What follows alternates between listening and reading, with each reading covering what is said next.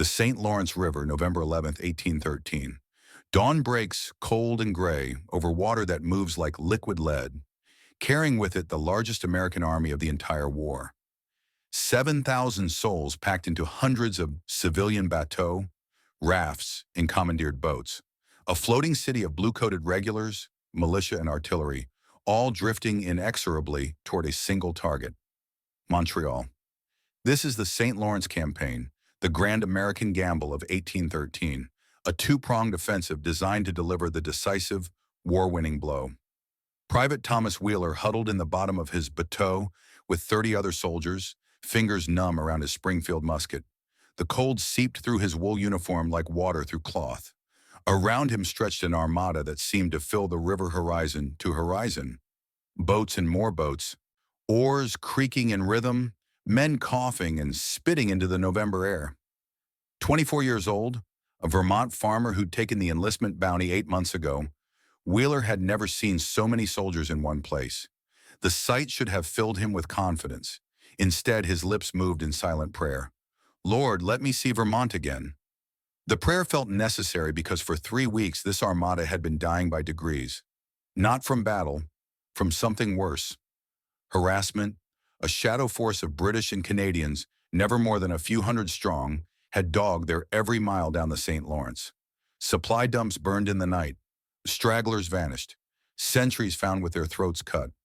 The Americans outnumbered this phantom enemy 20-1, perhaps more, yet could never bring them to battle. The shadow would materialize long enough to kill, then dissolve back into the Canadian wilderness like smoke. Wheeler looked at the faces around him in the boat. Some men slept despite the cold, exhausted from weeks of this grinding advance. Others stared at nothing, eyes hollow. Lieutenant Marcus Holloway sat in the stern, West Point class of 1809, checking his pistols for the third time that morning. 27 years old and already showing gray at his temples. The strain showed on every officer's face, the weight of leading men who were losing faith. The boat rocked as a wave from another vessel washed over them. Cold spray hit Wheeler's face and he tasted the river, metallic and bitter. He didn't know that in 8 hours he would be running through mud with British bayonets at his back, leaving everything behind: his musket, his pride, and 17 of his messmates. He didn't know that this November day would change the fate of a continent, that the shadow force would finally turn and make it stand, that numerical superiority would prove meaningless against something as simple and terrible as discipline. All he knew was the cold, the fear, and the whispered hope that this would end soon. Officers said the British shadow numbered only 900 men, 900 against 7,000. The mathematics seemed obvious. One more fight, they said. Clear away this nuisance, then Montreal would fall and the war would be over. Wheeler closed his eyes and tried to believe it. On the northern bank of the St. Lawrence, Lieutenant Colonel Joseph Wanton Morrison stood with a telescope pressed to his eye, methodically counting boats. 34 years old. Lean and weathered, he moved with the economy of a man who wasted nothing. Not words, not motion, not opportunities. The cold wind that made the Americans miserable barely registered on him.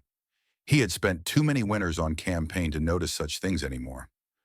43, 44, 45 boats in that section alone, he murmured, lowering the glass. Captain Plenderleith, his aide, stood nearby, young and eager and clearly uncertain about what would happen next. The view through Morrison's telescope told a story. 7,000 men, perhaps more. Artillery, cavalry. The entire American war effort concentrated into one massive thrust toward the heart of British North America. If Montreal fell, everything north and west of it would wither on the vine. Upper Canada, modern Ontario, would be cut off from supplies, reinforcements, ammunition. The British garrisons scattered across that vast territory would starve or surrender. The war would be over and Canada would cease to exist as anything separate from the American Republic. Morrison had been tasked with preventing this through harassment. For 3 weeks, his corps of observation, 900 British regulars, Canadian militia, and Mohawk warriors, had stung and bled this American giant. Supply raids, ambushes, psychological warfare. Never a stand-up fight because the numbers made that suicidal. His orders were clear: delay, disrupt, demoralize. Do not engage directly. He was about to disobey those orders. Sir, Plenderleith ventured, they're pulling to shore. Landing in force. Morrison studied the shoreline where American boats were beaching, disgorging hundreds of soldiers onto the muddy banks. He could see officers organizing them into formations, see the glint of bayonets being fixed, see the purposeful activity of an army preparing for battle. They were coming for him. Finally, after weeks of his harassment, they had decided to turn and crush the gnat that had been biting their heels.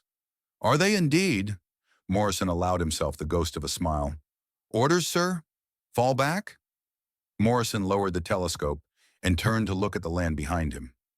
Chrysler's farm stretched out in a series of plowed fields, flat and open, still muddy from recent rain. To the right, the St. Lawrence flowed broad and impassable. To the left, dense woods cut by a steep ravine, and in the center, that beautiful open ground. Innocent-looking farmland that would become something else entirely in a few hours. No, Captain. We've been running for weeks. Time to stop running. Plenderleith's face registered shock. Sir, they outnumber us. 8-1, yes. Morrison's voice remained calm, almost conversational. But they have to come to us, across that. He gestured to the open field. It's not a farm, Captain. It's a parade ground, and parade grounds are where we're unbeatable. The young aide looked at the field and saw only mud. Morrison looked at the same field and saw a European battlefield transported to the Canadian wilderness. He had fought in Spain against Napoleon's forces. He had seen French columns, deep and powerful, crash against British lines and shatter. The French fought the same way these Americans did, mass formations designed for shock and momentum. The British had developed a counter, the thin red line. 2 ranks deep, every man able to shoot, maximum firepower concentrated into devastating volleys that could stop any column dead. The Americans would use columns. They always did. They had copied French tactics from observation of the Napoleonic Wars, mistaking the tactic for the system. Columns worked when supported by overwhelming artillery, when backed by veteran cavalry, when the enemy line was already wavering. Columns did not work against steady British professionals who had drilled until loading and firing a musket was as natural as breathing. Morrison had chosen this ground 2 days ago. He had walked every inch of it, noted every advantage.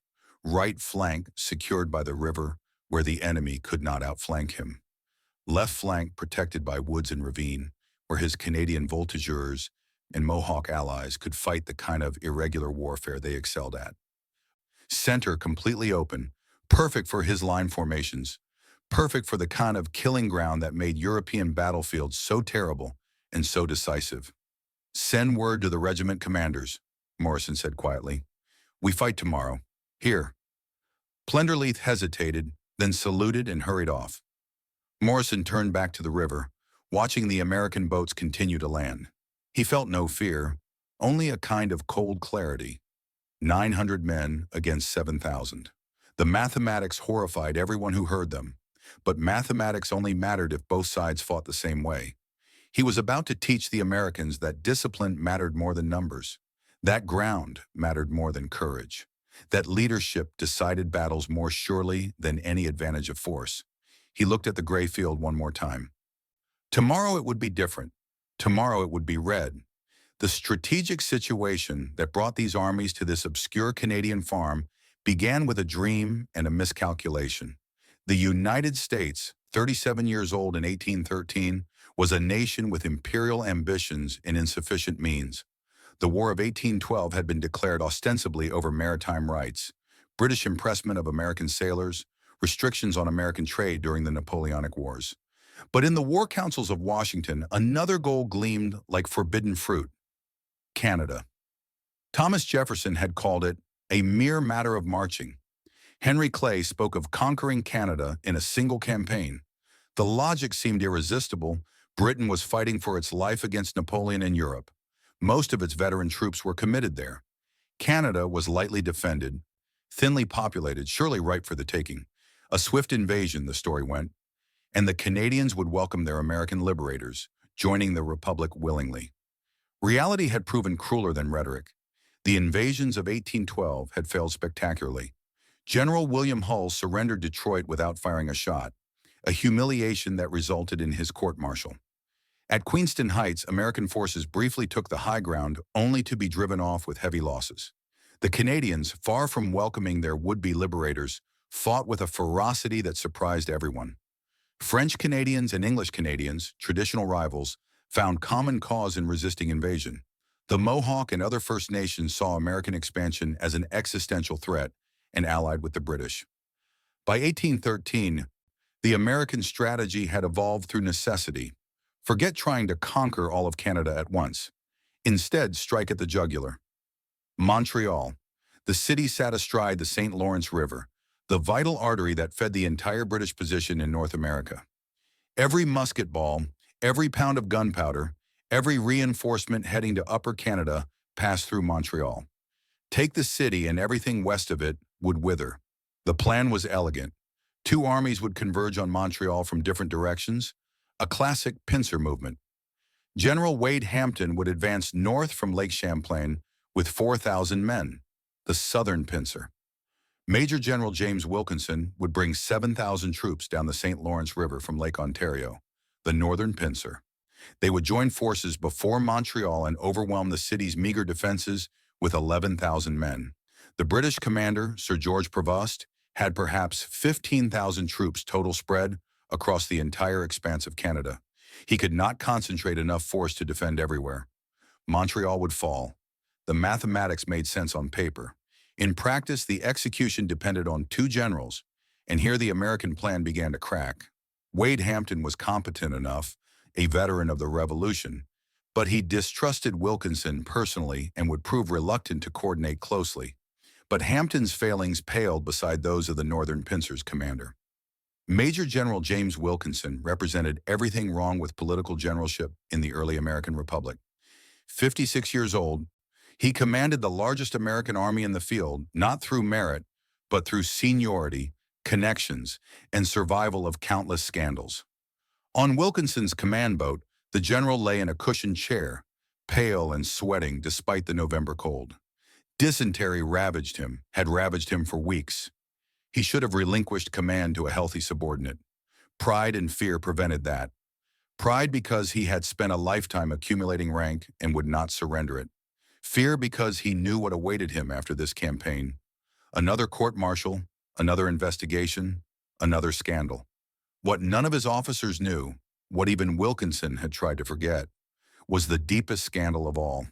For 26 years, he had been Agent 13, a paid informant of the Spanish crown. $2,000 a year to pass along intelligence about American frontier activities, military dispositions, political intrigues. The payments had stopped years ago when Spanish power in North America waned, but the betrayal remained. If discovered, it would mean execution for treason. Even now, sick and desperate, part of Wilkinson's fevered mind worried that this campaign was his last chance to rehabilitate his reputation, to die or triumph in a way that would make people forget all the whispered accusations. He stared at the map spread before him, trying to concentrate through the intestinal pain. The campaign was behind schedule. The American army had been delayed by logistics, by weather, by that damned British shadow force. Hampton's southern pincer should have reached Montreal already. No word had come, which meant delays on that front too, but Wilkinson assumed it was just the usual friction of war. Get to Montreal, combine forces, overwhelm the defenders. Simple. The simplicity was an illusion. Wilkinson had no idea that Hampton had already failed, that the southern pincer had been broken, that the entire strategic foundation of the campaign had already collapsed. The news had not reached him yet. When it did, it would arrive at the worst possible moment. A knock on the cabin door. Wilkinson straightened, tried to look commanding. "Enter." Brigadier General John Parker Boyd stepped in, bringing cold air with him. 40 years old, competent, experienced, and increasingly frustrated with serving under Wilkinson. Boyd had been doing the actual work of commanding the army on the ground, while Wilkinson issued vague directives from his sickbed.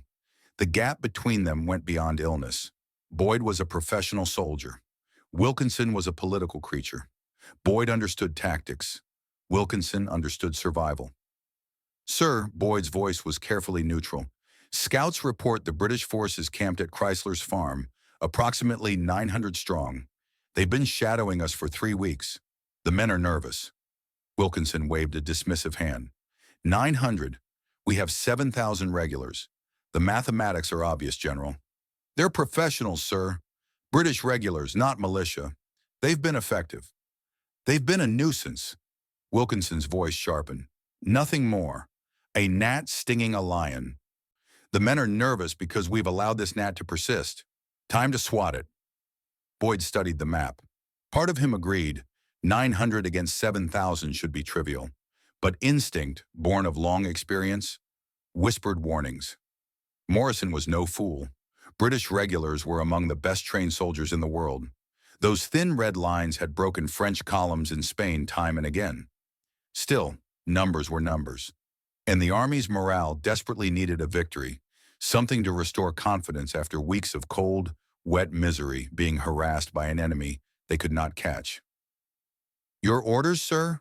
Wilkinson leaned forward, trying to project authority despite his weakened state. Land sufficient force. Say 2,500 regulars. Find this British corpse, fix it, destroy it. I want this annoyance dispersed by nightfall tomorrow. Dispersed, sir? Scattered, broken, sent running. Wilkinson's hand sketched a dismissive gesture. They're 900 men, General. You have 2,500 regulars, artillery, cavalry. It should be trivial. Boyd held his tongue. Trivial. The word revealed how little Wilkinson understood, but orders were orders. Understood, sir. I'll organize the landing for tomorrow morning. As Boyd turned to leave, Wilkinson's voice stopped him. Oh, and General, this needs to be quick. I've received discouraging news from the South. Boyd turned back. Sir? General Hampton, difficulties. We may not have the support we anticipated. What kind of difficulties? Wilkinson waved his hand again. That dismissive gesture that seemed to be his answer to everything. Handle your battle. General, I'll handle the strategy. Boyd left the cabin feeling more uneasy than before. Difficulties with Hampton, vague, ominous, and typically Wilkinson, sharing just enough information to worry subordinates while withholding the details that might allow them to adjust plans. As Boyd walked the deck back toward his own quarters, he tried to calculate. If Hampton was delayed, could Wilkinson's 7,000 take Montreal alone? Possibly if the city's defenses were as weak as reported, but if Hampton had met serious resistance, he pushed the thought away. Focus on the immediate problem. Tomorrow they would land 2,500 regulars and destroy Morrison's force. Textbook attack. Secure the flanks, advance in columns, use superior numbers to overwhelm the center. The British line would break, the survivors would flee, and the way to Montreal would be clear, simple, clean, obvious. Boyd had learned over the years to distrust anything that seemed obvious. Night fell over both camps like a curtain. On the American boats, men tried to find warmth in blankets that were never quite dry. Wheeler huddled with his messmates, listening to them speculate about tomorrow's fight.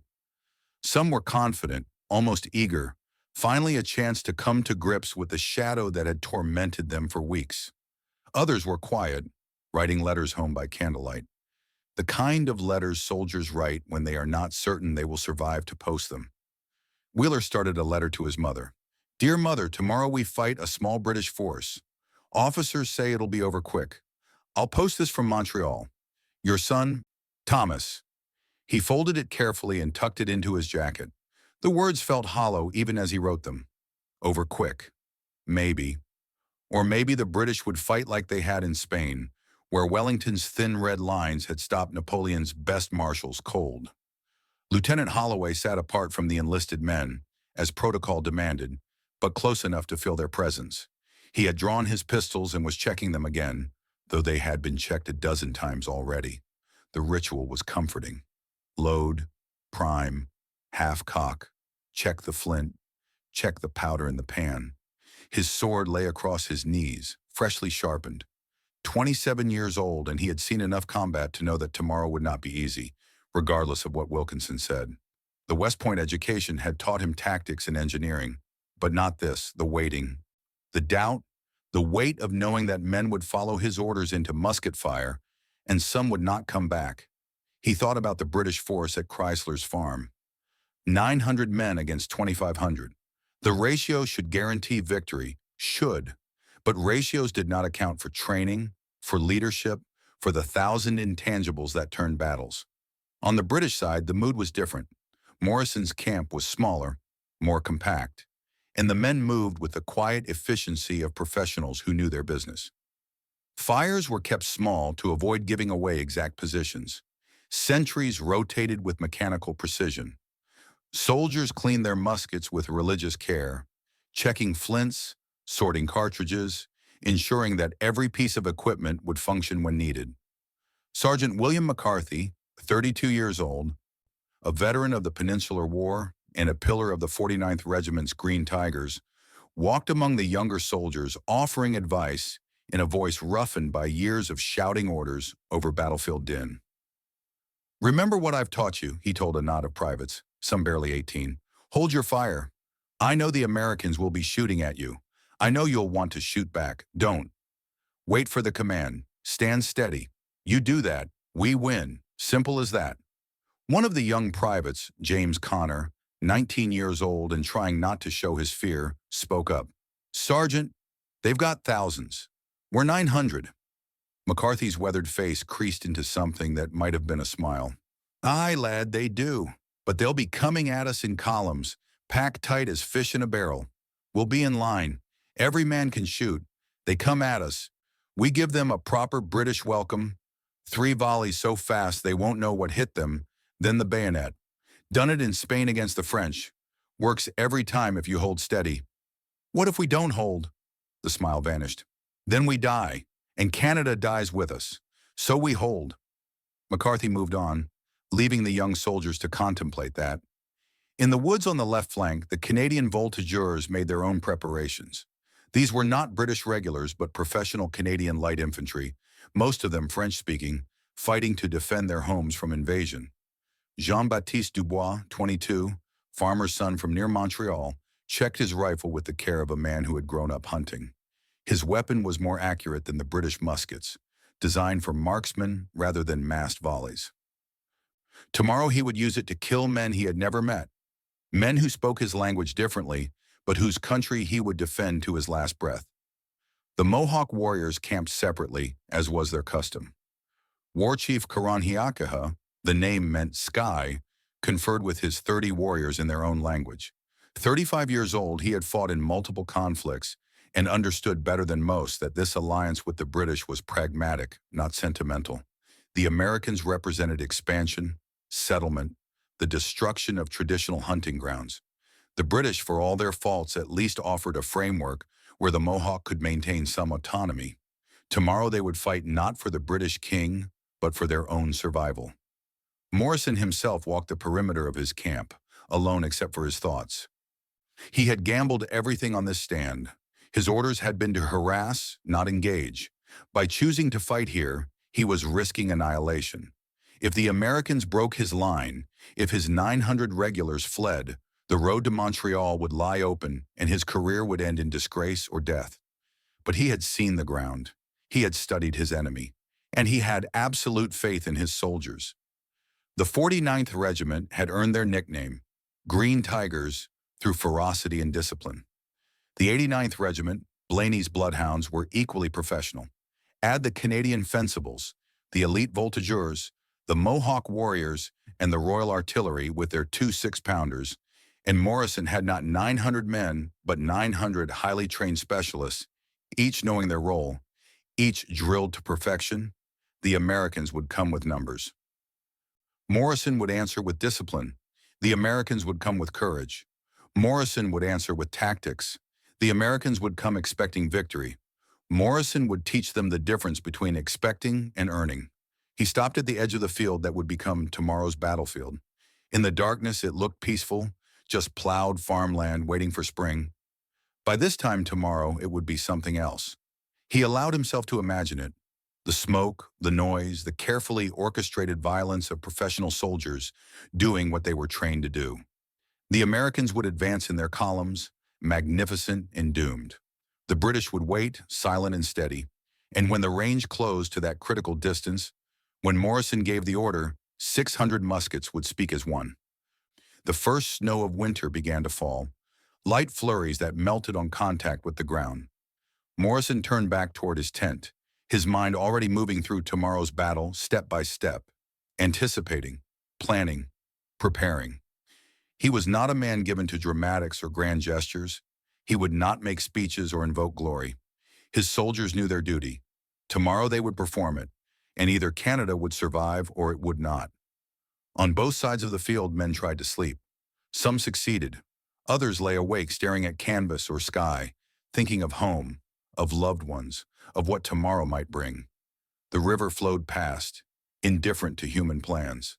The snow fell harder, and in the hours before dawn, the kind of silence that precedes violence settled over Chrysler's farm. Wheeler finally dozed off around midnight, his last conscious thought a fragment of that prayer. Lord, let me see Vermont again. He did not dream, or if he did not remember. When the drums woke him at 5 in the morning, it took a moment to remember where he was, what was happening. Then it all came back. The battle, the British, the certainty that before this day ended, everything would change.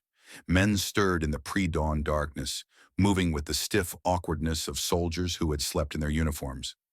No fires were allowed. They were too close to the enemy now. Breakfast was hardtack and cold water, eaten standing up, weapons close at hand. Officers moved among the ranks, checking equipment, offering quiet words of encouragement or sharp rebukes for slovenly kit. Boyd had organized his force into 3 main elements. The center would be 2,000 regulars formed into attack columns, deep, narrow formations designed to punch through enemy lines by sheer weight and momentum. The tactic was borrowed from French practice, proven effective in European wars. On the right, 500 light infantry would advance through the woods, clearing British skirmishers and securing that flank. In reserve, Captain Richard Smythe's cavalry, 150 dragoons with their sabers and plumed helmets, ready to exploit any breakthrough or run down fleeing enemies.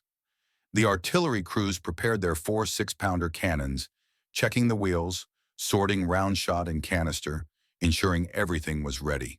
4 cannons to the British 2. Another advantage, as dawn broke properly, gray and cold, the American force formed up on the shore. 2,500 men in blue coats, white cross belts gleaming, flags unfurled and snapping in the November wind. It was an impressive sight, enough to make even nervous soldiers feel a surge of confidence. How could 900 men stand against this? Across the field, Morrison watched them come. His telescope picked out details: the regimental flags, the artillery being brought forward, the cavalry massing in reserve. Professional work, competently executed. Boyd was no fool. The attack would be well coordinated, textbook perfect, which meant it would be predictable. Morrison turned to his assembled officers. Major Clifford of the 49th, Major Plenderleith, Captain Barnes of the artillery, and the commanders of the Canadian contingents. All veterans, all steady. He did not need to make speeches. These men knew their business. Gentlemen, they're coming. Perhaps 3,000 in the main attack, another 500 in the woods. We deploy as planned. Clifford, your 49th holds the center with the 89th. 2-rank line, full frontage. Barnes, your guns in the center, maximum field of fire. Voltigeurs and the Mohawks in the woods. You know what to do. Fencibles in reserve. Questions? There were none. The plan was simple, which made it strong. Let the enemy come to them. Let superior numbers mean nothing in the constricted killing ground Morrison had chosen. Hold the line. Fire on command. When the moment came, advance with the bayonet. Then to your posts, and gentlemen, Morrison paused, choosing his words carefully. Today we stand. That's all. Stand when they advance. Stand when they fire. Stand when everything tells you to run. You do that, we win. Dismissed. The officers dispersed. Morrison remained a moment longer, looking at the field with the eye of a man who had turned geography into weapon. Right flank, secured by river. Left flank, woods and ravine where regular infantry would be useless but light troops would excel. Center, 600 yards of open ground where British volley fire would dominate. It was perfect. The Americans began their advance at 8 in the morning. The light infantry detached first, 500 men moving toward the woods in loose order, ready to fight the kind of irregular skirmish warfare that their training had prepared them for. Lieutenant Holloway was among them, pistols loaded, sword drawn, leading his platoon into the trees.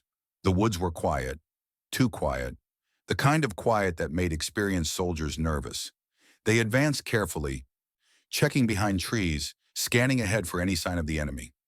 The undergrowth was thick, the ground uneven, cut by that ravine Morrison had spotted. Visibility dropped to 30 yards, then 20. Impossible to maintain proper formation in this terrain. The first shot cracked like a whip, and an American officer spun and fell. Then the woods exploded. 60 voltigeurs and 30 Mohawk warriors opened fire simultaneously from concealment, and the American light infantry walked into a storm of lead. Men dropped, screaming. Others dove for cover. Officers shouted orders that were lost in the confusion. Dubois lay behind his fallen log, rifle still smoking from his first shot. He had aimed for the officer, seen him fall, and was already reloading with the speed of long practice. Around him, his fellow voltigeurs fired and moved, never staying in one place, making themselves impossible targets. The Americans tried to return fire, but their muskets were designed for massed volleys, not individual accuracy. They could barely see their targets. The Mohawks fought differently, using the terrain with intimate knowledge, appearing and disappearing like ghosts. Some had muskets, others traditional weapons. All were terrifyingly effective in this environment. The Americans pushed forward, trying to clear the woods through sheer weight of numbers, but every advance cost them casualties. Then they found the ravine, 15 feet deep, 30 feet wide, cut through the woods like a scar. The far side bristled with voltigeur, using the high ground to shoot down at anyone trying to cross. The first American attempt to rush it ended in slaughter. Men trapped in the bottom of the ravine, struggling in mud, cut down by marksmen firing from above. Holloway, crouched behind a tree, realized with sick certainty that this flank would not be cleared quickly. Maybe not at all. They were supposed to secure the woods in 30 minutes, then support the main attack. Instead, they were locked in a vicious stalemate that was bleeding them white. In the center, Boyd watched the woods fight develop with growing frustration. His plan required both flanks secure before the main attack proceeded, but the left was stalled. He could hear the firing, see smoke rising from the trees, but no word came that the woods were clear. Time was slipping away. The morning was advancing. Every minute of delay cost him surprise, cost him momentum. And Wilkinson, watching from his boat downriver, would be wondering why the attack had not begun. Boyd made the decision. The main attack would proceed with the left flank still contested. Risky, but the alternative was to wait indefinitely. He had overwhelming numerical superiority in the center. Even with one flank in the air, he could smash through Morrison's thin line with his columns. The drums began to beat. 2,500 men formed into their attack columns, deep, narrow, powerful. 8 regiments worth of regulars, the best troops America could field, organized into human battering rams. They would advance across 600 yards of open ground, absorb whatever fire the British could deliver, and crash into that impossibly thin line. The British would break. They had to break. No line 2 men deep could stand against this weight of numbers and momentum. Wheeler found himself in the middle ranks of one column, surrounded by the men of the 11th Infantry. He could not see the British line ahead, could only see the backs of the men in front of him, their blue coats and white cross belts, their muskets held at shoulder arms. The column was perhaps 30 men deep and 40 wide, a giant rectangle of flesh and steel. The ground shook with the tramp of feet. Drums beat the advance. Somewhere ahead, British guns opened fire. The sound reached them first, a deep boom that echoed off the river. Then a scream in the sky, getting louder. Wheeler looked up instinctively and saw nothing. Then the round shot hit. It struck the front of the column, and men simply vanished. The iron ball, weighing 6 pounds and moving at 1,000 feet per second, tore through flesh and bone with contemptuous ease. It skipped after the first impact and took out 2 more men before burying itself in the mud. The column closed ranks over the dead and kept advancing. This was what they were trained to do: absorb casualties, keep moving, present an unstoppable front. The British artillery fired again, both guns this time, and more holes appeared in the American formation. Wheeler tasted bile but kept his feet moving. Don't think, don't look, just march. 300 yards out, the British switched to canister. The iron balls were replaced with tin cans filled with dozens of musket balls. When fired, the cannons became giant shotguns, spraying metal in wide destructive cones. The effect on the packed columns was catastrophic. Each shot took down 5, 10, 15 men. The front ranks began to look ragged. Men were falling faster than gaps could close. But still they came. American officers on horseback rode beside the columns, shouting encouragement, waving swords. The mathematics were still in their favor. Lose 100 men, 200, even 300, they could afford it. The British only had 900 total. Once the columns closed with the line, once the bayonet work began, superior numbers would tell. 200 yards, 150. Morrison's line became visible through the smoke of the cannons, a thin red stripe across the field, absolutely motionless. Wheeler could make out individual soldiers now, see their faces, see the muskets held at rest. Why weren't they firing? At this range, muskets were effective, unless they were waiting, unless Morrison had drilled his men to hold fire, to let the Americans close to optimal range, to deliver not scattered shots, but a single massive volley. The French columns in Spain had learned this lesson the hard way, over and over. Wheeler did not know about Spain. He was about to learn anyway. 100 yards. Some men in the front ranks of the columns raised their muskets and fired without orders, nervous energy finding release. A ragged volley rippled along the American front. Most shots went high. Smoke obscured vision. The columns kept advancing, now at a slow run, officers screaming encouragement, men screaming back in fear or rage or both. 80 yards. Morrison raised his sword. 600 British regulars, standing in two ranks, brought their muskets to the ready position as one. The movement was so precise it looked choreographed. Front rank kneeling, rear rank standing, every barrel aimed at the mass of blue coats struggling across the muddy field toward them. 70 yards. On the British line, Sergeant McCarthy gripped his musket and watched the American columns approach. He had seen this before, at Badajoz, at Salamanca. The French came in columns, the British stood in line, and always the line won if it held steady. The young Private Connor knelt beside him in the front rank, musket braced against the ground, barrel pointed at the approaching enemy. The boy was shaking, but he was in position, ready. 65 yards. Morrison's voice cut through the din, trained to be heard over battlefield noise. 49th and 89th, make ready. 600 hammers cocked. The mechanical sound, 600 metal clicks happening almost simultaneously, was audible even over the drums and shouting. Present! 600 muskets leveled. Every barrel aimed at the dense mass of Americans, now less than 70 yards away. Wheeler, in the middle of the column, could not see the British line, but he could feel the sudden wrongness in the air, the sense that something terrible was about to happen. The world held its breath. Morrison's sword was still raised. The American columns, sensing the critical moment, began to raise their own muskets, officers shouting, "Fire! Fire!" But the command was lost in confusion. Men in the middle and rear ranks could not shoot without hitting their own front ranks. The columns were too deep, too packed. Morrison's sword fell. Fire! The sound was not individual shots. It was a single massive detonation, a physical force that punched the air. 600 Brown Bess muskets discharged as one.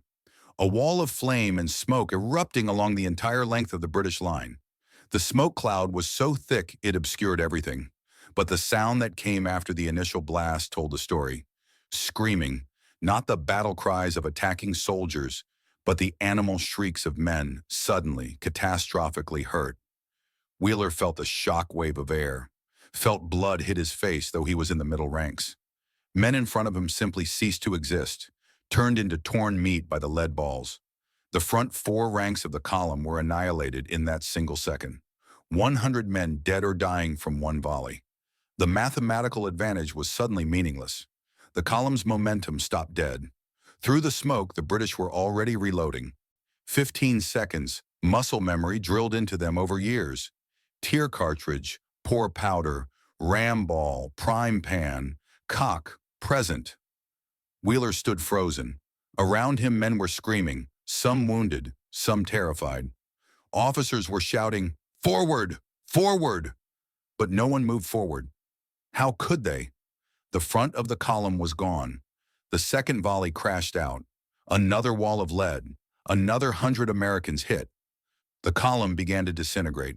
Men in the rear ranks, who could not see what was happening ahead but could hear it, began to edge backward. The formation that was supposed to be an irresistible battering ram had become a stationary target, absorbing punishment it could not answer. Third volley, fourth. The British reloaded and fired with mechanical precision, 3 rounds per minute. Sustained volleys that simply chewed the American formation apart. Something punched Wheeler's thigh, a sharp heat he barely registered through the terror. His musket fell from nerveless fingers. Around him, men were running, throwing down equipment, fleeing back toward the boats. The column attack had failed. Worse than failed, it had been slaughtered. Boyd, watching from his command post, felt his stomach drop. His main attack, 2,500 regulars, was breaking. Not defeated through hard fighting, but shattered by superior firepower, delivered with inhuman precision. He had one card left, one arm still uncommitted: the cavalry. Captain Richard Smith received the order with a mixture of relief and dread. Relief because cavalry was supposed to charge broken infantry, and the American infantry was certainly broken. Dread because the British infantry was not. That red line was still standing, still firing, still absolutely steady. Charging steady infantry in line was suicide, but orders were orders. 2nd Dragoons, column of 4s, draw sabers. 150 cavalrymen formed up, sabers sliding from scabbards with a collective ring of steel. Smith raised his own saber, looked at his troopers, good men, professionals, brave, and tried not to think about what he was about to ask of them. "Advance!" The dragoons moved from walk to trot, hooves churning mud that had already been churned by thousands of infantry boots. Smith could see the British line through gaps in the smoke, still intact, still firing into the broken American columns. His training told him this was wrong. Cavalry should charge routing enemies, not steady formations. But desperation had its own logic. Break that line, and the battle was won. Fail to break it, and he refused to complete the thought. The horses sensed their riders' tension and responded with nervous energy, ears flattened, nostrils flaring. Smith pressed his heels and the trot became a canter. The ground shook with rhythmic thunder. Behind him, 150 men in plumed helmets with sabers raised, a river of horseflesh and steel flowing toward the red line. Morrison saw them coming and felt something close to satisfaction. The Americans were following the script exactly as he had anticipated. Infantry columns shattered by volleys, cavalry committed in desperation. Everything unfolding with the predictability of men who knew only one way to fight. He called to Major Clifford. "Cavalry front, stand fast." The 49th Regiment shifted muskets fractionally, barrels angling lower. Horses, not riders. Target the mounts, and the charge collapsed into chaos. This was drilled into British infantry from their first day. Cavalry was terrifying but beatable if you held your nerve and aimed true. Private Connor, in the front rank, watched the dragoons approach and felt his bowels turn to water. The horses were enormous, getting bigger with each second, foam flying from their mouths, hooves like hammers. His hands shook on the musket. Sergeant McCarthy's voice cut through the fear. "Steady, lad. They're just men on horses. Wait for the word." 300 yards. The canter became a gallop. Smith raised his saber higher, angling his horse toward the center of the British line. The Americans had given up on complex tactics. This was pure shock. Hit them hard enough and even the best infantry would break. 200 yards. The British line remained motionless, a red wall bristling with steel. No square formation, no falling back. Just that impossibly thin line, 2 ranks deep, waiting. Smith felt the first tendrils of doubt. Why weren't they forming square? Had they run out of time? Or did they know something he didn't? 100 yards. The charge reached its crescendo, horses at full gallop, dragoons screaming war cries, sabers gleaming even in the gray light. The sound was immense. Hooves like artillery, leather creaking, metal jingling, men shouting. An avalanche of violence bearing down on 600 men standing in the open. 70 yards. Morrison raised his hand. The entire British line tensed. Connor's musket was aimed at the lead horse, a huge bay that seemed to fill his vision. His finger found the trigger. Sergeant McCarthy's voice, calm as if on a parade ground. "Aim low, boys. Give 'em the horses." 50 yards. The dragoons could see British faces now, see individual soldiers, see the muskets all pointed at them. Some of the horses, smarter than their riders, began to balk. Smith spurred harder, keeping his mount on course. 40 yards. 30. Morrison's hand fell. Fire! The volley was different this time. Not one unified crash, but a rolling thunder as companies fired in sequence, left to right along the line, creating a continuous wall of lead. 600 musket balls, 3/4 of an ounce each, moving at 1,000 feet per second. The physics were simple and brutal. Smith's horse went down instantly, front legs shattered. He felt the world tilt and flew through the air, landing hard enough to drive the breath from his lungs. Around him, the charge disintegrated into nightmare. Horses screamed, terrible, almost human sounds, as balls punched through their chests and bellies. Animals fell forward at full gallop, crushing riders, creating obstacles that horses behind could not avoid. The pileup happened in seconds. 40 horses down in the first volley created a wall of thrashing, screaming flesh. Dragoons were thrown, trampled, pinned under dying mounts. Those still horsed tried to turn, but momentum carried them into the wreckage. More horses fell, more men died. Wheeler, watching from the shattered remnants of his column, saw the cavalry charge transform from terrible beauty to horror in the space of a heartbeat. The British line remained untouched. They were already reloading, movements precise despite the carnage 30 yards in front of them. Some dragoons on foot tried to rally, swords raised, but they were isolated individuals now, not a coherent force. They stumbled back through the mud, joining the general retreat. Boyd put his telescope down. His hands were shaking. In less than an hour, he had committed 2,500 regulars and 150 cavalry to battle. Both forces were now broken. The woods were still contested. He could hear firing from that direction, and the center was a disaster. American bodies littered the field between his position and the British line. Equipment was scattered everywhere. Muskets, packs, hats, a regimental flag trampled into the mud. The British line stood exactly where it had started.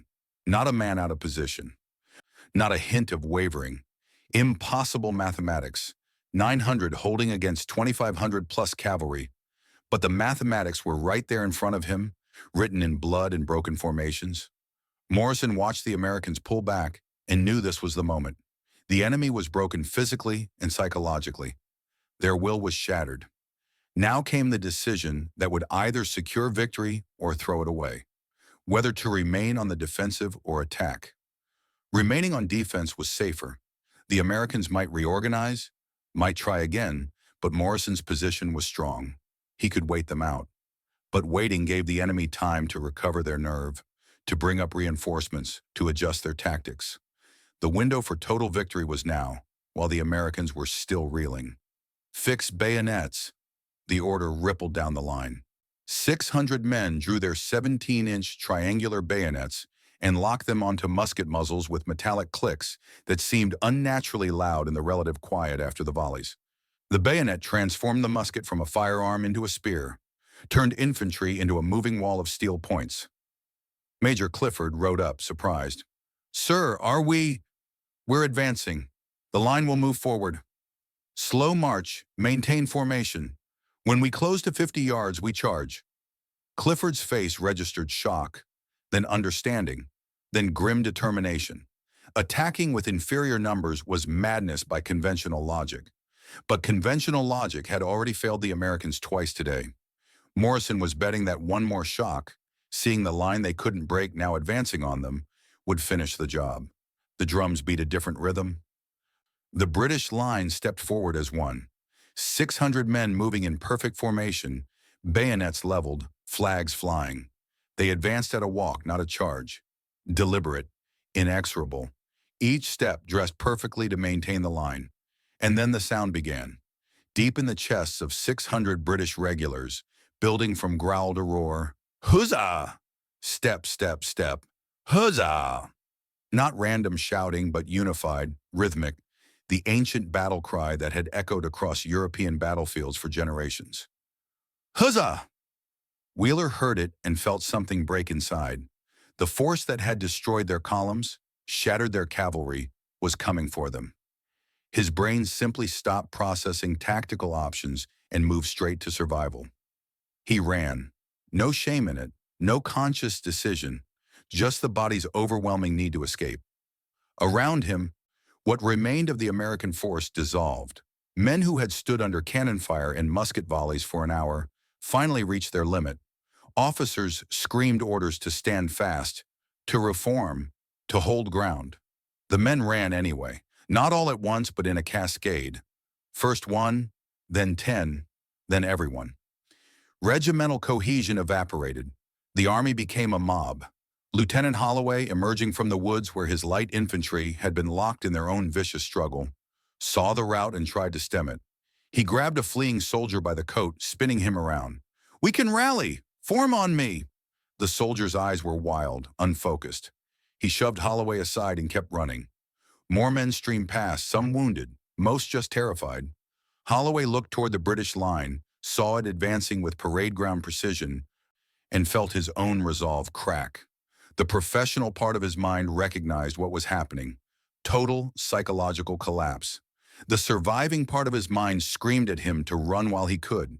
He dropped his sword and ran. The British line advanced another 100 yards, then Morrison called the halt. No need to pursue further. The field was won. The Americans were fleeing toward their boats in complete disorder. Chasing scattered individuals would only break his own formation and risk ambush. Better to hold the ground and let the enemy run. Sergeant McCarthy stopped advancing and looked around. The field of Chrysler's farm had been transformed.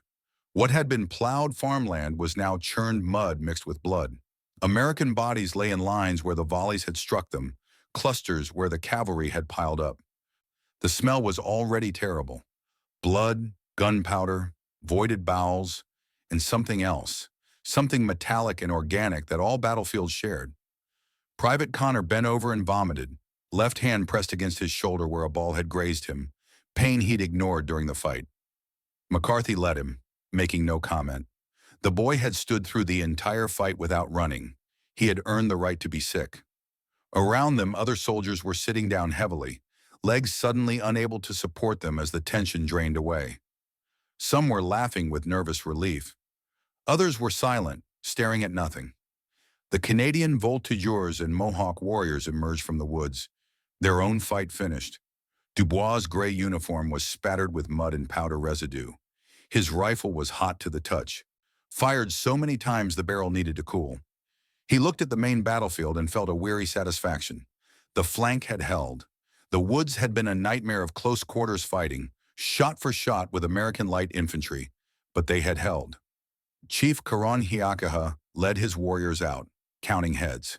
He had lost 3 men in the woods fight, good warriors who would be mourned.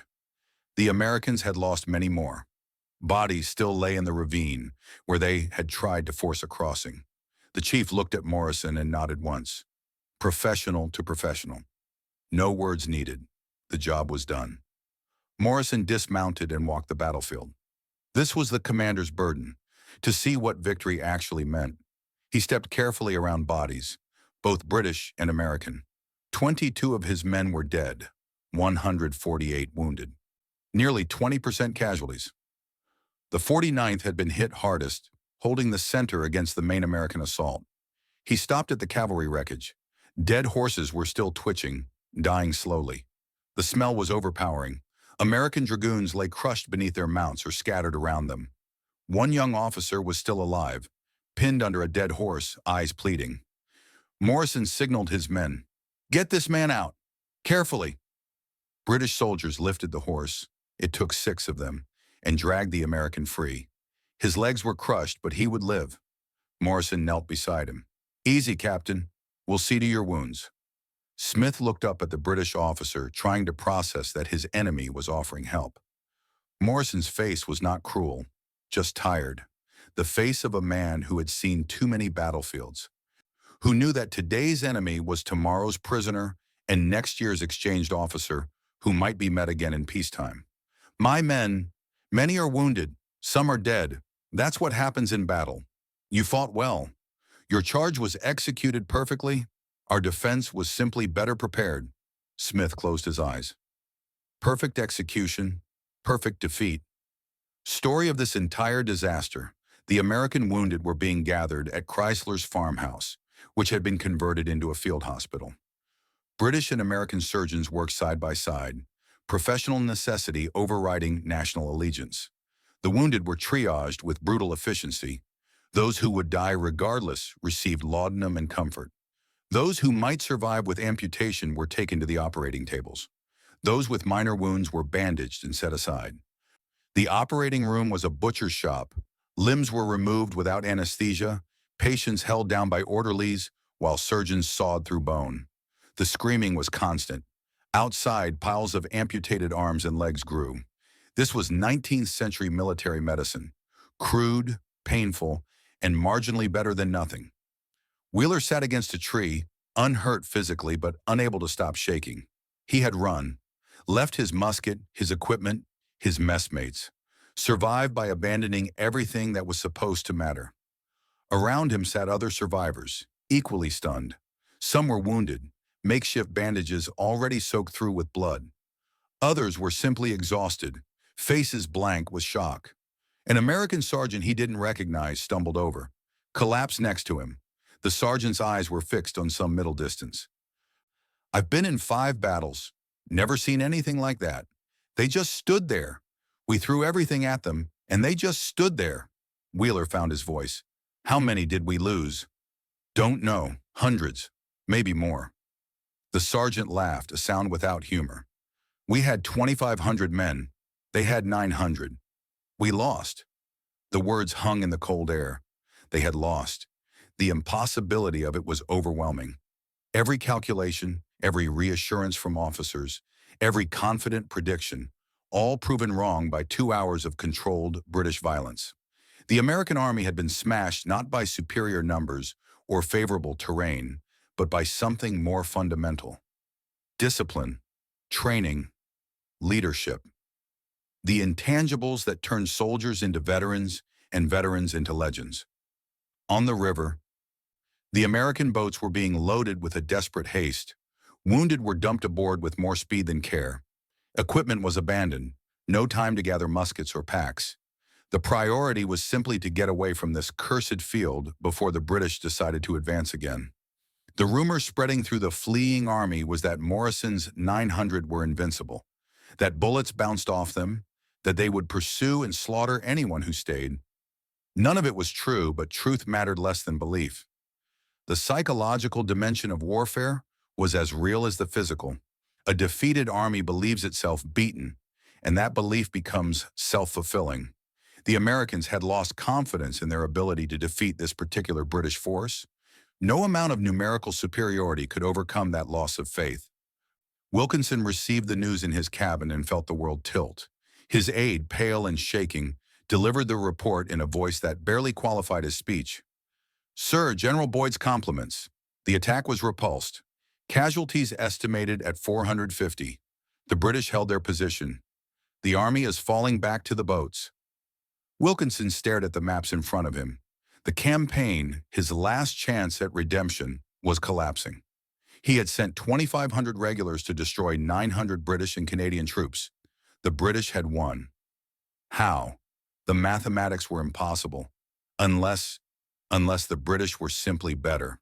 Better trained, better led, better disciplined. Unless American doctrine was flawed, tactics outdated, leadership inadequate.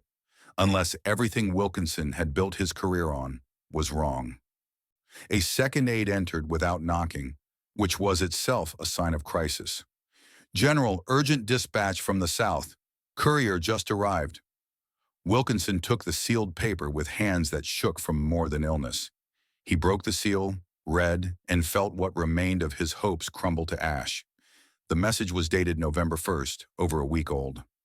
General Wade Hampton reported engaging Canadian militia at Chateauguay on October 26th. The engagement had been repulsed. Hampton was withdrawing to winter quarters at Plattsburgh, deeming further advance impossible. The southern pincer was gone, had been gone for weeks, and no one had told him until now. Wilkinson looked at his maps one final time. 2 arrows pointing at Montreal, representing 11,000 men and America's best chance to win the war. The southern arrow, Hampton's 4,000, had been broken by 300 Canadian militia and voltigeurs. The northern arrow, Wilkinson's 7,000, had just been bloodied by 900 British regulars at Crysler's farm. Both pincers shattered, both by forces a fraction of their size. Both defeated not through overwhelming enemy strength, but through their own inadequacy. The strategic picture crystallized with terrible clarity. Montreal was still defended, now alerted to American intentions. Winter was approaching, would arrive within weeks. The supply lines were overextended. The Army's morale was shattered, and the British had proven they could defeat American forces despite enormous numerical disadvantages. There was only one decision left to make. Wilkinson called for his senior officers. They assembled in his cramped cabin, Boyd still spattered with mud from the battlefield, brigade commanders grim-faced, staff officers avoiding eye contact. The general looked at each of them, seeing in their faces the same knowledge he carried. "Gentlemen, I have received word from General Hampton. His offensive was turned back at Chateauguay on October 26th. He is withdrawing to winter quarters." The silence was absolute. Boyd's face went white, then red. "October 26th? That was 2 weeks ago. We've been continuing this campaign for 2 weeks after Hampton failed?" Wilkinson had no answer that would satisfy. The truth, that he had only just learned of Hampton's defeat himself, sounded like incompetence, which it was. A functioning command structure would have communicated this vital intelligence immediately. Instead, couriers had been delayed, messages lost, and the northern pincer had continued its doomed advance in ignorance of the southern pincer's failure. The strategic situation has changed. Without Hampton's forces, taking Montreal is no longer feasible. Add to that today's setback, and I believe we have no choice but to abandon the offensive. "Setback?" Boyd's voice cracked. "General, we were destroyed. Not defeated in a hard fight. Destroyed. The men are terrified. They think Morrison's troops are invincible. How do we take Montreal when we can't beat 900 men on an open field?" More silence. Everyone in the room knew Boyd was right, but military courtesy demanded they wait for Wilkinson to reach the conclusion himself. "The Army will withdraw to the American side of the river. We will establish winter quarters at French Mills. In spring, we will reassess. There won't be a spring campaign." Boyd was past caring about courtesy now. "Sir, this was our chance. The largest American army of the war, 11,000 men, and we couldn't even reach Montreal. The British will reinforce. The Canadians know we can be beaten. What happens in spring is we negotiate, because we've proven we can't win this war by force." Wilkinson wanted to argue but found no words. Boyd was correct. The War of 1812 had reached its high water mark here, on this November day, on the muddy fields of Chrysler's farm. Everything after would be denouement. The orders went out. Withdraw, cross to the American side, establish winter quarters. The great offensive of 1813 was over. The army that had set out to conquer Canada was retreating, beaten by forces that by all logic should not have been able to defeat them. Dawn arrived on November 12th with snow, not the light flurries of the previous day, but steady accumulation, winter announcing its arrival with finality. The American boats drifted downriver through gray water under gray sky, carrying men who had learned the difference between confidence and competence. Wheeler sat hunched against the gunwale, watching snowflakes dissolve on the surface of the St. Lawrence. Behind him, invisible now in the snow, lay Chrysler's farm and everything he had believed about himself. The boats were overcrowded with survivors who had abandoned equipment in their haste to escape. Muskets littered the battlefield they had fled, hundreds of Springfield rifles that would be gathered by British soldiers and added to captured stores. The mathematics of defeat extended beyond casualties. Every weapon lost, every cartridge box discarded, every piece of equipment left behind represented future battles compromised before they began. A soldier near Wheeler was weeping quietly, face buried in his hands. Not from physical wounds, he bore none, but from something deeper. The man had been in the front ranks of the column when the British volleys struck. He had watched friends disintegrate, had been sprayed with their blood, had somehow survived when logic said he should not have. Now his mind was processing trauma that would resurface in nightmares for decades. French Mills, their destination, was a miserable collection of half-built barracks on the American side of the river. The army would winter there, 7,000 men crammed into inadequate shelter, waiting for spring campaigns that most now doubted would materialize. Disease would kill more men than the British had, dysentery and pneumonia working through overcrowded quarters with ruthless efficiency, but at least they would be alive. That was the whispered consolation passing among the survivors. We lived, we survived, we will see home again. The dead at Chrysler's farm would not. 450 American casualties, more than half the force Boyd had committed to battle. The British had killed or wounded nearly 20% of the attacking force, while losing less than that percentage of their own total strength. The mathematics were damning. Wilkinson's command boat pushed through the snow with the general still sequestered in his cabin. He had not emerged since receiving the twin catastrophes of Boyd's defeat and Hampton's earlier failure. Aides brought him reports and received orders in return, but Wilkinson himself remained invisible, a ghost haunting his own command. Inside the cabin, surrounded by maps that now mocked him with their optimistic arrows pointing toward Montreal, Wilkinson confronted the wreckage of his career. At 56, this had been his final chance for redemption. A lifetime of scandal and accusation might have been erased by a triumphant conquest of Canada. Instead, he had commanded the largest American army of the war to its most humiliating defeat. Court-martial was inevitable. He would be charged with incompetence, perhaps cowardice for commanding from a sickbed while men died following his orders. His political connections might save him from execution, but not from disgrace. History would remember James Wilkinson as the general who failed at the gates of Montreal, who lost to forces a fraction of his size, who ended American hopes of northern conquest. What history would not know, what Wilkinson prayed would never be discovered, was his service as Agent 13. The Spanish payments had ceased years ago, but documentary evidence existed. If enemies chose to dig deeply enough, if investigations became thorough enough, treason charges might follow incompetence. And treason meant the noose. He tried to compose a dispatch explaining the withdrawal to his superiors in Washington. Words failed. How to describe 900 British regulars stopping 2,500 American regulars without sounding deranged? How to explain cavalry routed in a single volley without admitting tactical blindness? How to justify continuing the campaign for 2 weeks after Hampton's defeat without confessing to failure of intelligence? The dispatch remained unwritten. Outside, snow continued falling. Boyd stood at the rail of his transport, watching the shoreline slide past. His thoughts were clearer than Wilkinson's, but no more comforting. He had executed the battle according to doctrine. Secure flanks, advance in columns, commit reserves when needed.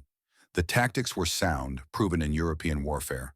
The American soldiers had been brave, advancing into fire that should have broken lesser troops. Yet they had lost.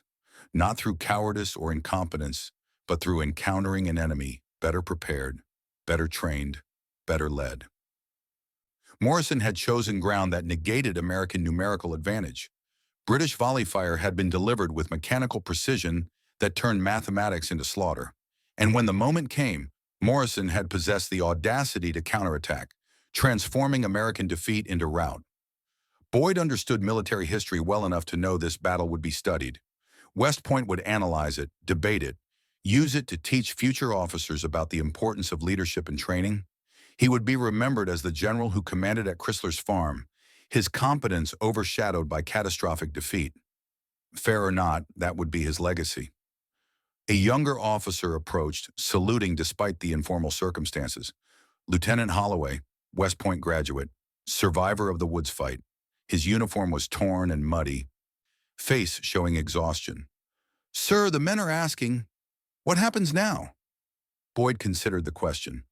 What happens when an army is defeated not by enemy superiority in numbers, but by superiority in everything that actually matters? We survive winter. We go home. We remember. Remember what, sir? That discipline wins battles. That training matters. That leadership cannot be replaced by numbers. Boyd's voice was harsh. We threw 2,500 regulars at 900 professionals and lost. That shouldn't be possible. But it happened because their soldiers were better drilled, their officers were better prepared, and their general was better at his job than ours. Holloway absorbed this bitter honesty. Will we try again? For Montreal? No. The certainty in Boyd's voice surprised even himself. This was our chance. Largest army we could field, perfect strategic opportunity, and we couldn't even reach the city. The British will reinforce now. The Canadians know we can be beaten. Spring will bring negotiations, not invasions. The lieutenant left Boyd to his thoughts.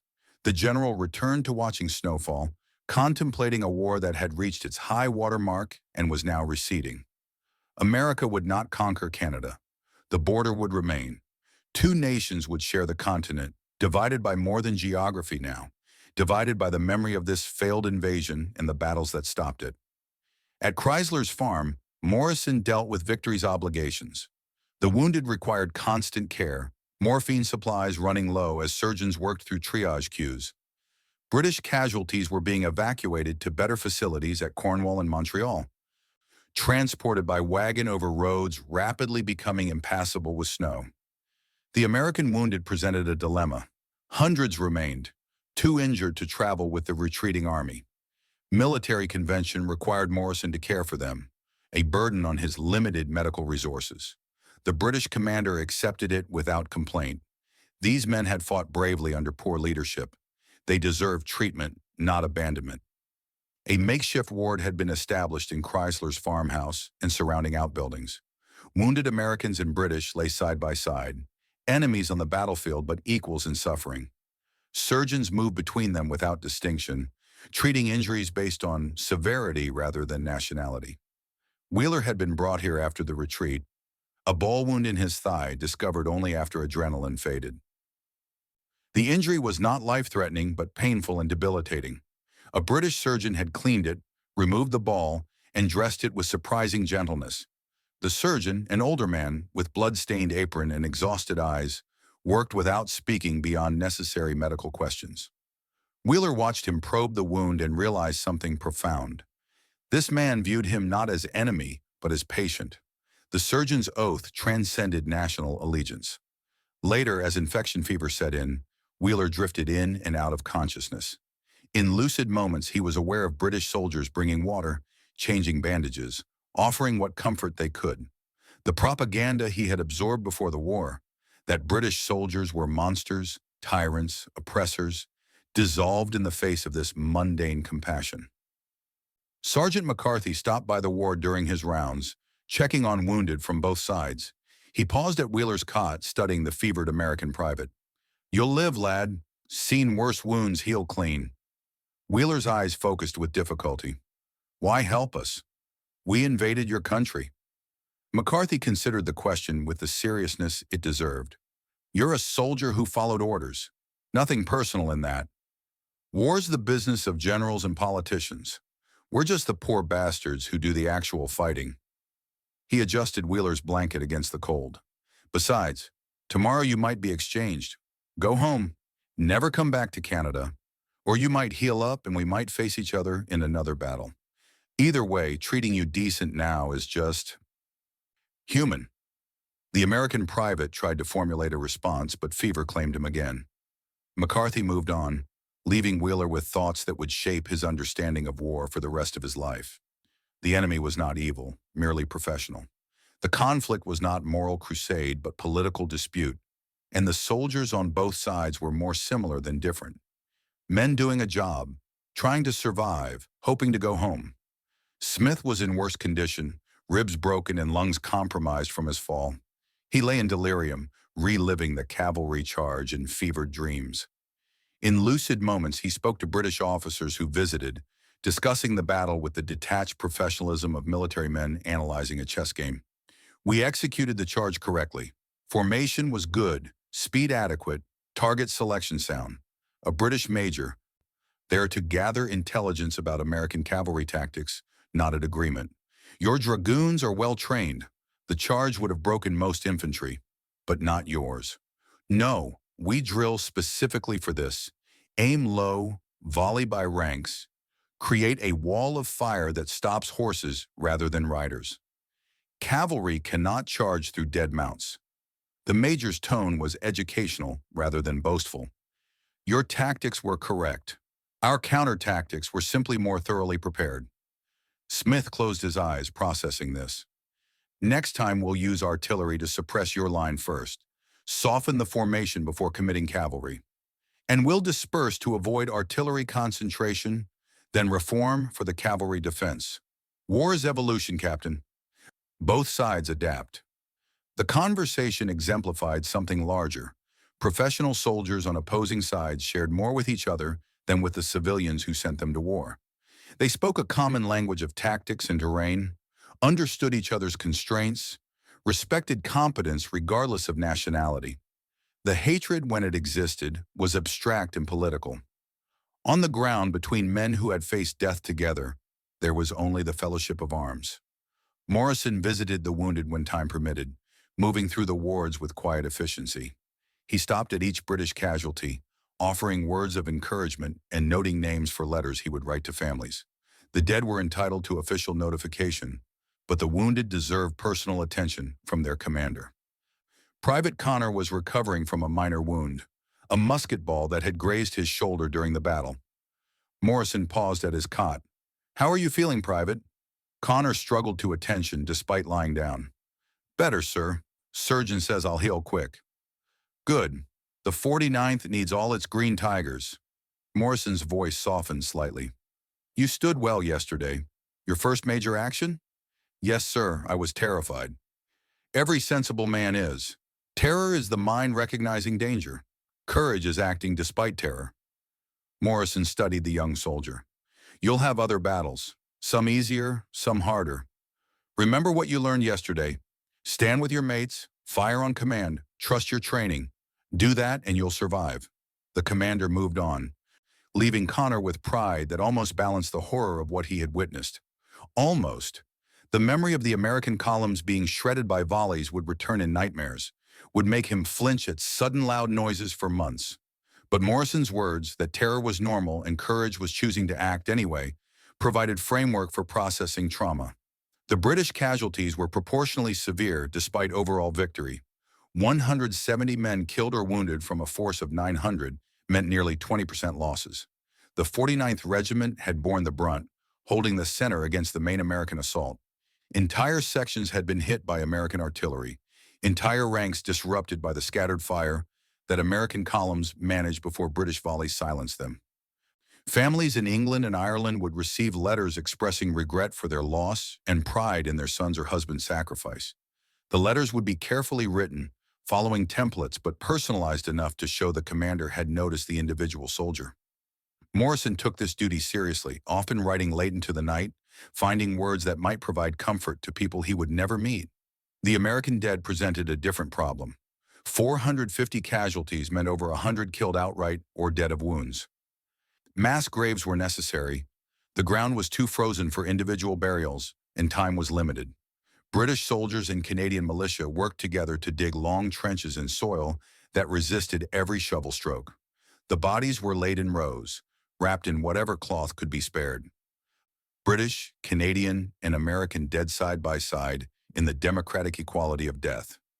A chaplain read service over each grave, words about sacrifice and salvation that seemed inadequate against the reality of young men dead in a foreign field for reasons most could not clearly articulate. Dubois participated in the burials, finding the work strangely cleansing. During battle he had killed at distance, rifle fire that reduced men to targets. Now handling bodies, feeling their weight in cold stiffness, the abstraction dissolved. These were men. Men who had families, hopes, fears. Men whose deaths he had contributed to. Chief Karanhiakeha observed the burials from a distance, thoughts more complex than the chaplain's simple prayers could accommodate. His warriors had killed in the woods fight, close quarters violence that was personal and brutal. The Mohawk did not share European notions of honorable warfare or proper burial. The dead were dead, their spirits gone to wherever spirits went. The important thing was that the Mohawk had survived and the American expansion had been checked, at least temporarily. But the chief was pragmatic enough to understand that this victory was temporary. The Americans would return, if not this year, then next, if not next year, then the decade after. Their hunger for land was insatiable, their population growing, their sense of manifest destiny impervious to military setbacks.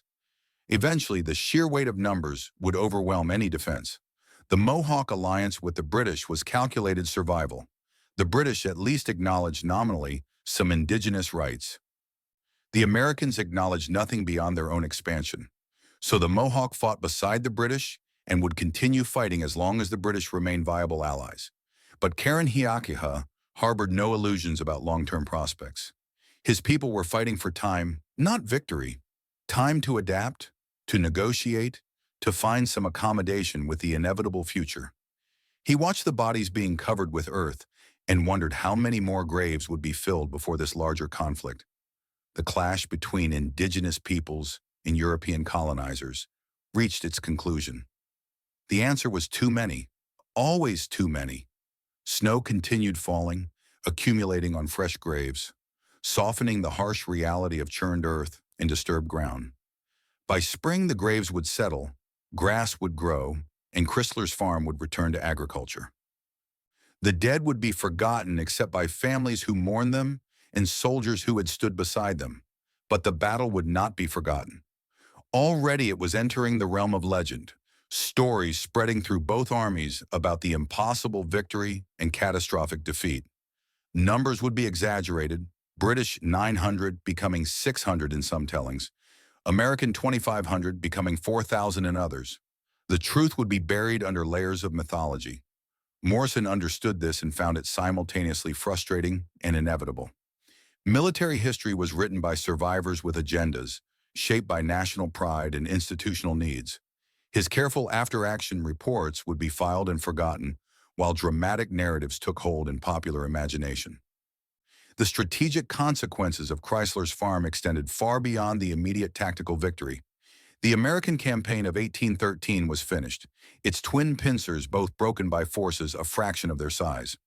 Montreal was safe, Upper Canada secure. The British position in North America stabilized. More importantly, the psychological impact reverberated through both armies and the civilian populations behind them. The Americans had learned they could not simply march into Canada and expect victory through numerical superiority. The Canadians, British, French, and Indigenous alike, had learned they could defend their territory against invasion. These lessons would shape the remainder of the war and the peace that followed. In Washington, news of the double defeat would arrive in mid-December. Too late for any military response before winter closed operations entirely. President Madison would face political crisis, war hawks demanding escalation, while peace advocates argued for negotiations.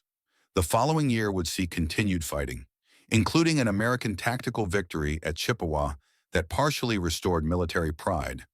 But never again would the United States attempt the kind of strategic offensive that had failed so completely in 1813.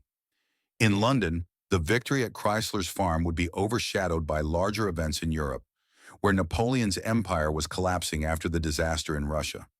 But in Canada, the battle would assume enormous importance, a foundational myth of national survival against overwhelming odds. The irony was that both sides would draw correct lessons from the battle. The Americans would improve training, reform tactics, replace incompetent commanders. The British would recognize that colonial defense required professional troops, not just militia. Both military establishments would become more effective. But the larger strategic situation, that neither side could decisively defeat the other, would remain unchanged. The War of 1812 would end in stalemate, borders unchanged, grievances unresolved. All the blood spilled at Chrysler's farm, and other battles would purchase nothing except the status quo antebellum. Boyd understood this on some level as his boat continued downriver toward French Mills. All the casualties, all the suffering, all the courage displayed and lives lost. For what? To prove that Canada could not be conquered and America could not be subdued? That lesson could have been learned through diplomacy rather than blood. But nations do not learn through diplomacy what they can learn through war. The human cost was irrelevant to the political calculations that started conflicts and the pride that sustained them. Soldiers died so politicians could save face, so nations could maintain their sense of honor, so maps remained unchanged while graveyards filled. These bitter thoughts accompanied Boyd into winter quarters and would color his view of military service for the remainder of his career. He would continue serving, would fight in later campaigns, would eventually retire with honor. But Chrysler's farm would always represent for him the gap between what war promised and what war delivered. Weeks passed. Winter deepened. The wounded at Chrysler's farm either recovered or died, transferred to permanent facilities or buried in frozen ground.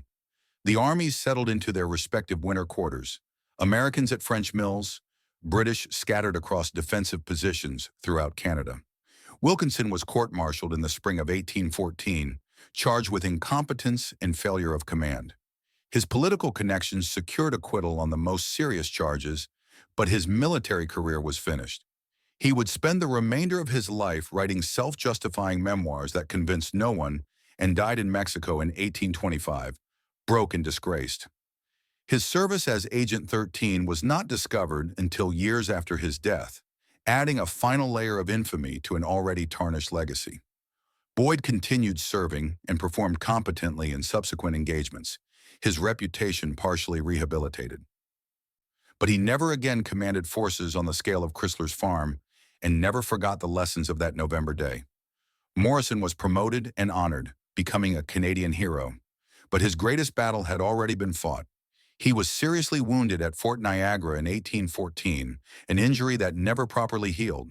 The wound complicated by infection, he died in 1826 at age 47, his health compromised by service. Canada mourned the man who had saved the nation. Wheeler returned to Vermont after being exchanged, his wounded leg healing, but leaving him with a permanent limp.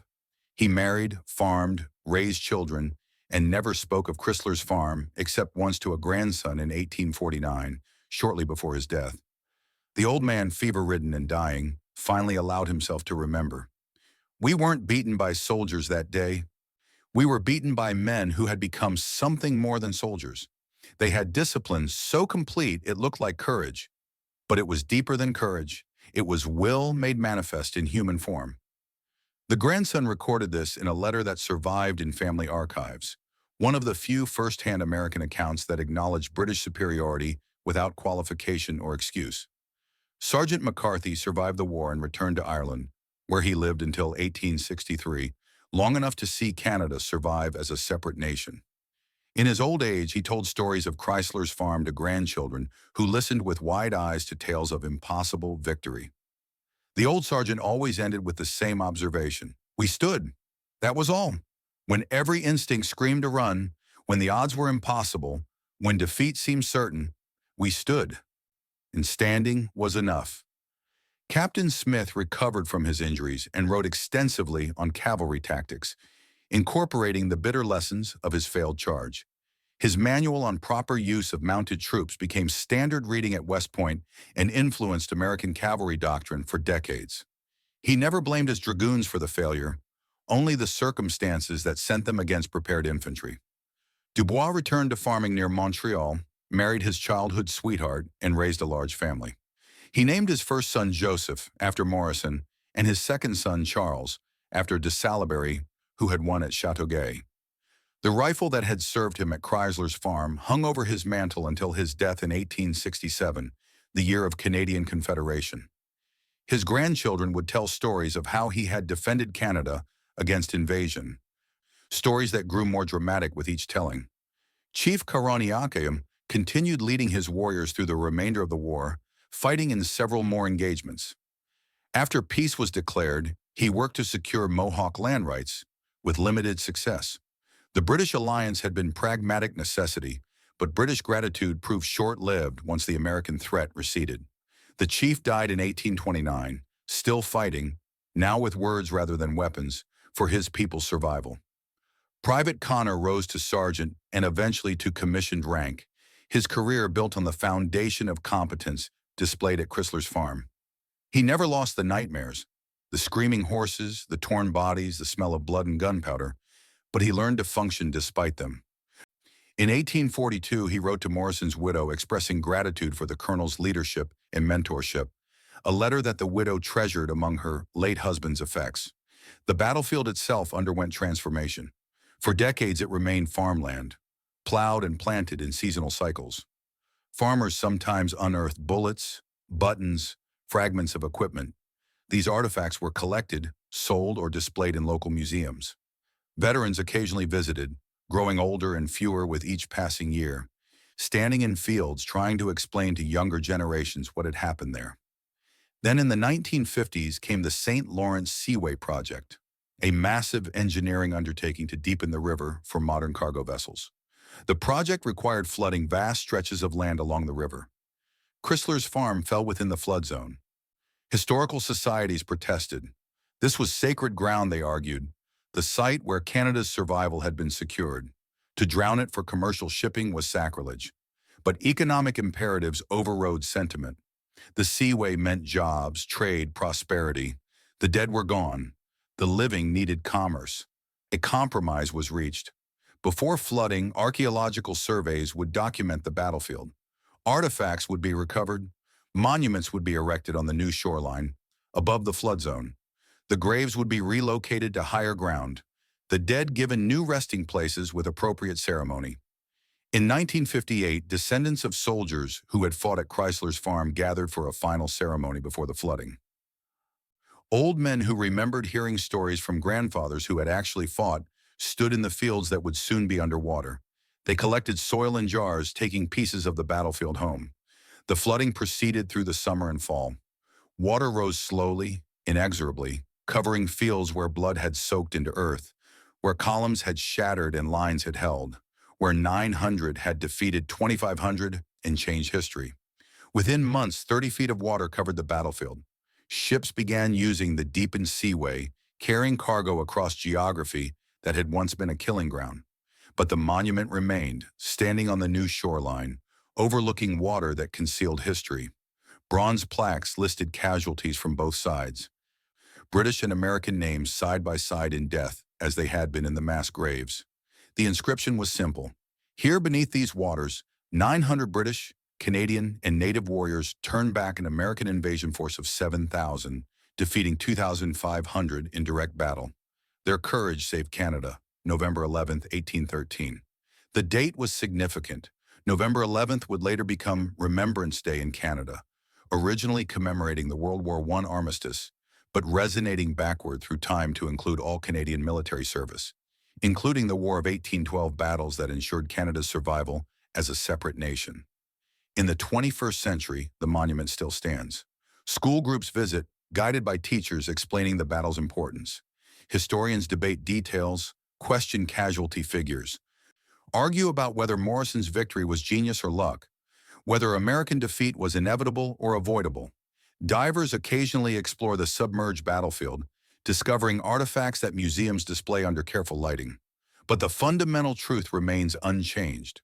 On November 11, 1813, 900 men held against 7,000, not through miracle or magic, but through discipline, training, leadership, and the terrible mathematics of volley fire delivered at optimal range against targets too dense to miss.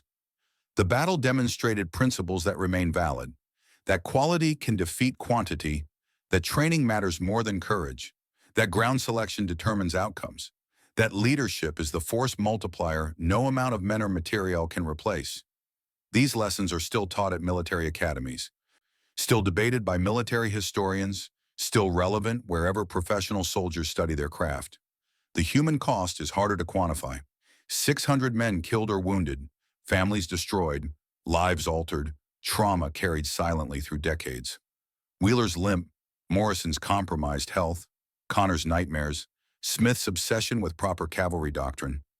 These were the real casualties of Chrysler's farm, the wounds that did not appear in casualty lists but shaped lives nonetheless. And what was purchased with that blood? A border that remained unchanged, a nation that survived to eventually become independent, a war that ended in stalemate with all participants claiming victory. Was it worth it? The question has no objective answer. Ask the families of the dead and receive one answer. Ask the nation that survived and receive another. Ask historians and receive a dozen contradictory analyses. But stand at the monument on the modern shoreline, looking at water that conceals battleground, and the question becomes personal. Here men stood when standing seemed impossible. Here they fought not for abstract principles, but for immediate survival, for their mates, for the regiment, for the thin line that could not be allowed to break. Here courage and terror existed simultaneously, separated only by training and leadership. The river flows on, broader and deeper now, carrying cargo ships that dwarf the boats that brought American soldiers to this bend in 1813. The water is cold and dark, indifferent to the history beneath its surface. But on the shore, the monument endures, bronze weathering but words remaining legible. Names of the dead, date of the battle, simple acknowledgement that here something important happened. School children read the plaques and try to imagine. Most cannot. The gap between modern safety and historical violence is too vast. But some feel it, that connection across time to men who stood in mud and snow, who heard musket balls scream past, who saw friends die and kept fighting because that was their duty. Those children, feeling that connection, carry forward something essential. Not glorification of war, the monument lists casualties too honestly for that. Not nationalism, though the battle clearly shaped Canadian identity. What they carry forward is simpler and more important. Memory. Memory that these men existed, fought, died, mattered. Memory that their choices on one November day rippled forward through time to create the world we inhabit. This is what monuments do. They anchor memory against the current of forgetting. Without the monument, Chrysler's farm would be just another stretch of river, the battle just another obscure engagement in a war most people barely remember. With the monument, the dead have names and the battle has meaning, and so the reckoning continues, generation after generation visiting the monument, reading the names, asking questions. What was it like? Why did they fight? What did it mean? The answers change with each generation's perspective, each historian's interpretation, each visitor's understanding. But the questions endure because the monument endures, because memory endures, because we need to remember that our world was shaped by people who made hard choices in impossible circumstances. The St. Lawrence flows past the monument, carrying ships toward destinations that would have seemed fantastical to the soldiers of 1813. The water is 30 feet deep over the battlefield, cold enough to preserve artifacts that rest on the bottom. Occasionally divers retrieve them, a musket ball, a button, a bayonet, tangible connections to that November day when discipline defeated numbers and 900 became legend. But the deepest artifacts are not physical. They are the lessons that endure, the principles demonstrated, the truth that Morrison and his 900 taught at such cost. That standing when others flee, that holding when others break, that maintaining discipline when chaos beckons. These are the qualities that decide battles, win wars, and shape nations. The thin red line held at Chrysler's farm not through supernatural advantage, but through mundane excellence repeated 600 times over. Each soldier doing his duty, firing on command, holding position, trusting his mates. Multiplied by discipline and leadership, this became something greater than arithmetic could predict. The American soldiers who broke were not cowards. They were men who had reached their limit against an enemy better prepared for this specific fight. Their courage in charging into musket fire was real. Their terror in fleeing bayonets was justified. But courage without competence, bravery without discipline, numbers without leadership, these proved insufficient against professionals who knew their craft. Both sides learned. The Americans improved training, reformed tactics, developed professional military education. that would eventually produce armies capable of meeting British regulars on equal terms. The British recognized that colonial defense required investment in professional troops and infrastructure. The Canadians discovered a nascent national identity built on successful resistance to invasion. These lessons purchased with blood at Chrysler's farm rippled forward, shaping military doctrine, national myths, historical understanding. The battle became textbook example of quality over quantity, proper defensive tactics, and importance of terrain selection. Generals studied it, soldiers remembered it, nations mythologized it. But beneath the tactics and strategy, beneath the national narratives and military analysis, remained the human reality. Men fought, men died, men were wounded in body and spirit, men ran or stood based on factors they barely understood themselves. Men became heroes or cowards in moments, their fates determined by circumstance as much as character. The monument acknowledges this with its simple listing of names. Not heroes and cowards separated, not British glory and American shame divided, but names, men who fought on November 11th, 1813, at a place called Chrysler's Farm. Some lived, some died, all mattered. The monument says, remember them. Not the mythology, not the simplified narrative, but the men.